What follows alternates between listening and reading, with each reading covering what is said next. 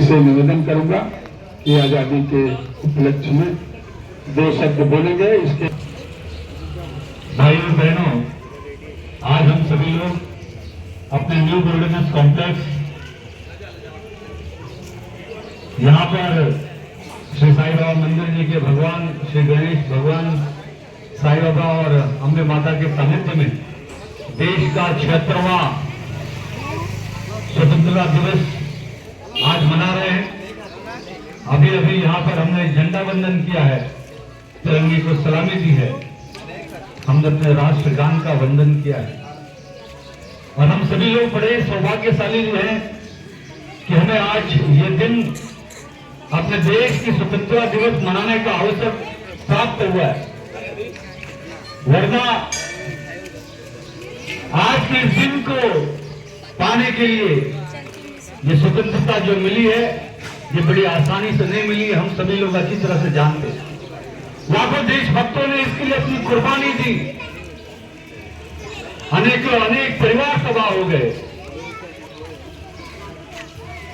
चाहे वो लोकमान्य बाल गंगाधर तिलक हो, नेताजी सुभाष चंद्र बोस हो, महात्मा गांधी हो, सावरकर जी हो, ऐसे हजारों देशभक्तों ने अपने प्राणों की आहुतियां दी और इस आजादी की चिंगारी पूरे देश में कहीं से फूकी गई थी पहली बार।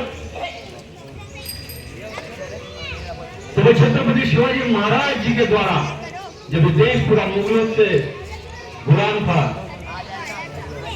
तब एक 11 साल का एक युवक शिव जी के मंदिर में जाकर एक शपथ लेता है, आई जगदम्ब भवानी की, कि मुझे मेरे देश को स्वतंत्रता दिलानी है मुगलों से गुलामी। और वो 11 साल का युवक एक हिंदू स्वराज की स्थापना करता है और वहां से हमारे आजादी की लड़ाई शुरू होती है और 15 अगस्त 1947 को हमारा देश सही मायने में स्वतंत्र होता है और उसके बाद हमारा अपना संविधान बनता है। हम उस संविधान पर आज अपने मन की बात करते हैं। दिल्ली में आज देश के प्रधानमंत्री आदरणीय नरेंद्र मोदी जी ने भी लोगों को आह्वान किया है और पूरे देश में मेरा देश मेरा माटी आजादी के 75वें अमृत महोत्सव के समारोह के उपलक्ष्य में मनाया जा रहा है। देश की मिट्टी को उठाकर हम सभी लोग ये शपथ ले कि जिस तरह से 1947 15 अगस्त को यह देश आजाद हुआ, आने वाला 2047 जब हम अपने देश का 100वां वर्षगांठ मनाए तो ये देश सही में सोने की चिड़िया जो पहले था, एक बार फिर से हमारा देश सोने की चिड़िया बने। पिछले कई सालों से हमारा देश संघर्ष कर रहा है, विकासशील देशों के लिस्ट में आता है, लेकिन पिछले 5 वर्षों में नरेंद्र मोदी जी ने जिस तरह से काम किया है, 10वें 12वें नंबर पर जो देश की अर्थव्यवस्था थी, आज हम सभी को गर्व होना चाहिए, गौरव होना चाहिए कि हिंदुस्तान की अर्थव्यवस्था दुनिया में आज 5वें नंबर पर है, 5वें नंबर पर।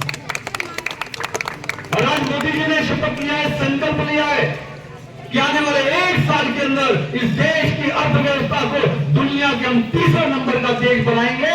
और ये जो संकल्प नरेंद्र मोदी का है, वो प्रत्येक हिंदुस्तानी का संकल्प होना चाहिए। देश के निर्माण में, देश के विकास में हम सभी लोग भी अपने योगदान को कैसे दे सके, अपने योगदान को हम सभी को सुनिश्चित करना पड़ेगा। जरूरी नहीं कि कोई देश का प्रधानमंत्री हो वही जो देश के विकास की सोच सकता है या देश के सेवा कर सकता है। देश का 140 करोड़ नागरिक, भले वो छोटा सा बच्चा ही क्यों नहीं हो, अगर उसको भारत माता से प्यार है तो अपने भारत देश के लिए, अपने वतन के लिए वो भी अपना जीवन समर्पित कर सकता है, वो भी अपना योगदान दे सकता है। आज हम अपने गोल्डनेस कॉम्प्लेक्स में रहते हैं, हम गोल्डनेस के रहवासी हैं।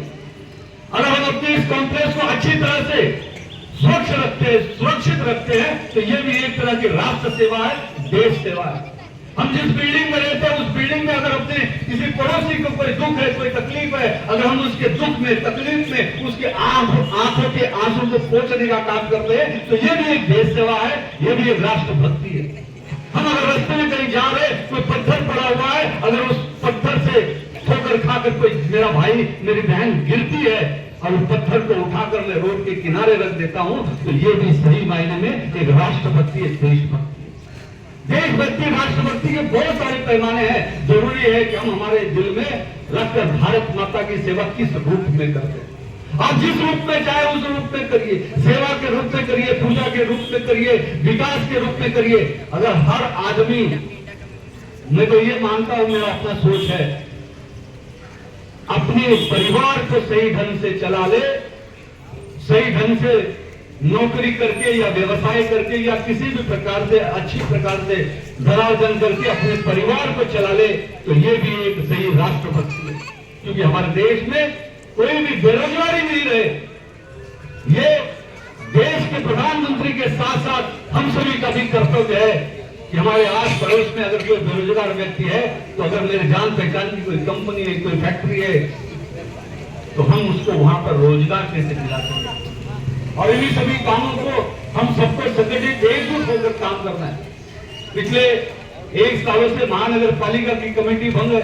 स्नेहा पांडे जी नगर सेविका नहीं है, लेकिन 5 सालों में जो इस विकास का काम हमने आप सभी के आशीर्वाद और आप सभी के साथ और सहयोग से कांग्रेस ने किया है, नगर सेविका नहीं रहने के बावजूद भी जब आप लोग जो भी काम हमारे पास लेकर आते, हम उसको आयुक्त महोदय से बात करके उस काम को पूरी तरह से, पूरी शिद्दत से, पूरी ईमानदारी से काम कर रहे हैं। और आने वाले समय में भी मुझे पूरा विश्वास है कि आप लोगों का आशीर्वाद, आप लोगों का साथ, आप लोगों का सहयोग इसी तरह से बना रहेगा। क्योंकि गोल्डन नेस्ट मेरे लिए राजनीति का अखाड़ा नहीं, गोल्डन नेस्ट मेरा परिवार है, मेरा घर है, मेरा कुटुंब है। यहाँ का प्रत्येक व्यक्ति मेरा भाई है, प्रत्येक महिला मेरी बहन है, मेरी माता है, प्रत्येक बच्चा मेरे बच्चे के समान है। और ये मेरा परिवार है। और परमपिता परमेश्वर ने ये मौका दिया, इसलिए मैं उस परमेश्वर को भी बहुत बहुत धन्यवाद व्यक्त करता हूं कि शैलेश पांडे, स्नेहा पांडे को भगवान ने ये मौका दिया और भगवान ने आप लोगों को निमित्त बनाकर, आप लोगों के द्वारा आशीर्वाद दिलाकर, आप लोगों के सहयोग से, आप लोगों के साथ से, आप लोगों के प्यार से ये सेवा का अवसर प्रदान किया। और आज के इस 15 अगस्त स्वतंत्रता दिवस पर स्नेहा पांडे ने अपने हाथों से झंडा वंदन दिया। ये झंडा वंदन करने का सौभाग्य स्नेहा जी हर किसी को नहीं मिलता। ये सौभाग्य इन जनता जनार्दन के कारण आपको मिला, तो इनके हर सुख दुख की आपको निवारण करने का भी आपका कर्तव्य और दायित्व है। आने वाले समय में कोई भी सुख और दुख हो, हम प्रत्येक सुख दुख में आपके साथ हैं।